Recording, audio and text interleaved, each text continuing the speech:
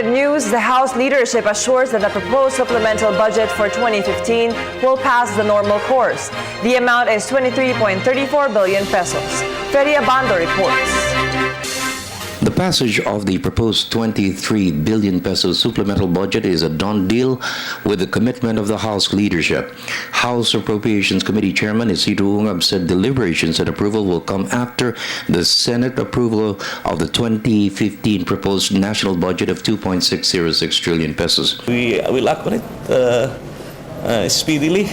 But of course, our first priority is the General Appropriations Act because we are obliged by law to pass the GAA for the operations of the national government. Unahin mo natin yung BICAM because the Bicameral Conference Committee I think will be anytime next week. The supplemental budget will address the government's reconstruction and rehabilitation program for areas in the Visayan region devastated by Super Typhoon Yolanda last year. Allocation was also provided for the country's hosting of the APEC leaders meeting in 2015. The rest of the funds will cover payment for the completion of projects and programs funded by the Disbursement Acceleration Program after the Supreme Court declared it unconstitutional. Some of the DAP projects were already completed, hindi pa nababayaran. So that's among those that are included. Some of them are about to be completed and might start ng Supreme Court. I think we should complete that. That has nothing to do with the 2015 budget. Stuff like that. Pagkatapos, those are the sort of things that are being tackled there.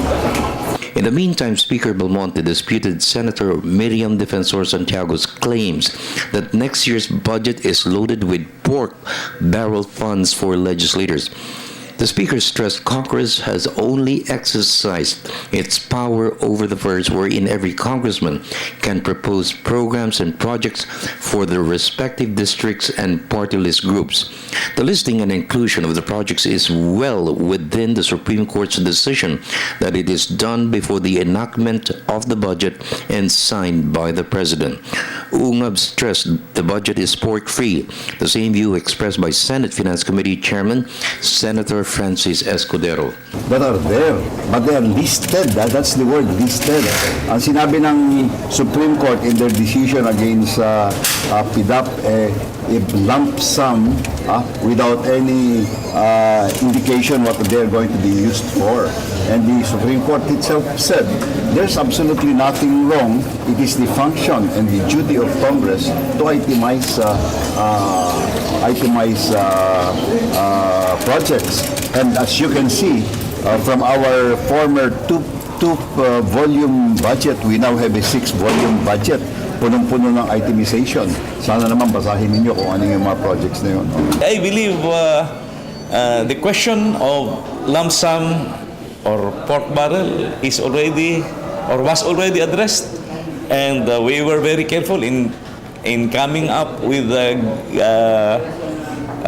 guidelines in the general provisions that legislators' activity are not allowed after approval of the budget. So, saan ang pork barrel doon? For the People's Television Network, this is Freddie Abando reporting.